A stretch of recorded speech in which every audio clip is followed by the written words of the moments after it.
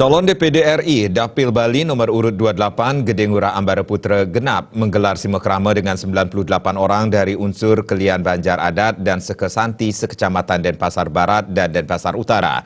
Dalam kesempatan tersebut, selain memperkenalkan visi misi, genap memohon doa restu serta dukungan seluruh perwakilan Banjar Adat dan Sekesanti Sekecamatan Denpasar Barat dan Denpasar Utara.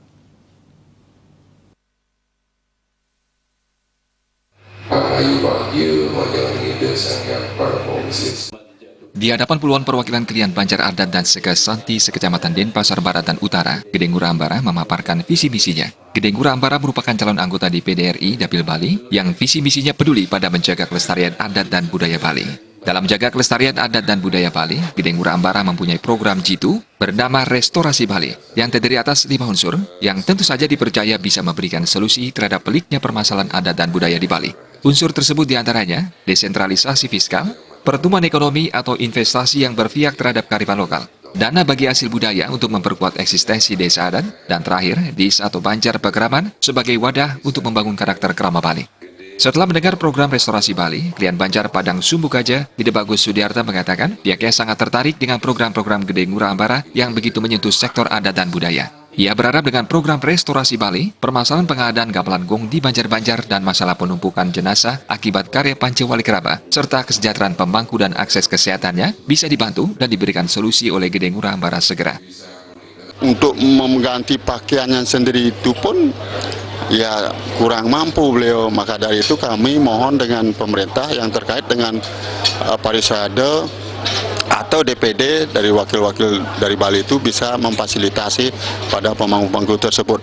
Sampai-sampai pemangku yang sakit ingin berobat ke rumah sakit malah ditolak karena apa? Karena belum mampu untuk membiayai masalah rumah sakit, maka dari itu ditolaklah pemangku tersebut karena dia tidak mampu masuk yang namanya lembaga BPJS itu. Karena dari itu kami sangat dengan hormat minta kepada bapak-bapak yang terkait dengan kesehatan khususnya yang ada di rumah sakit.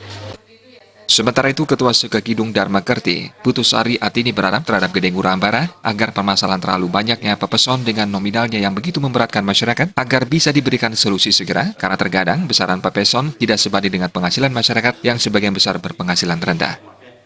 Kita tahu bahwa budaya Bali itu sangat mengedepankan adat. Selain kita dituntut untuk bekerja, untuk pendapatan keluarga, menghidupi keluarga, kita juga dituntut dari segi budaya, tradisi. Dan di sini ada istilah pepeson, iuran adat yang kita harus penuhi juga.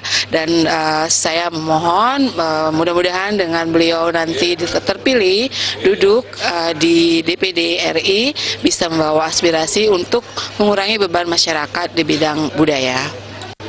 Dengan senang hati saya terus serta ingin mensosialisasikan beliau, apalagi dengan visi misinya yang begitu mulia tentang otonomi dan lain sebagainya dan mengedepankan budaya. Jadi saya benar-benar akan mensosialisasikan beliau kepada keluarga kecil, keluarga besar saya.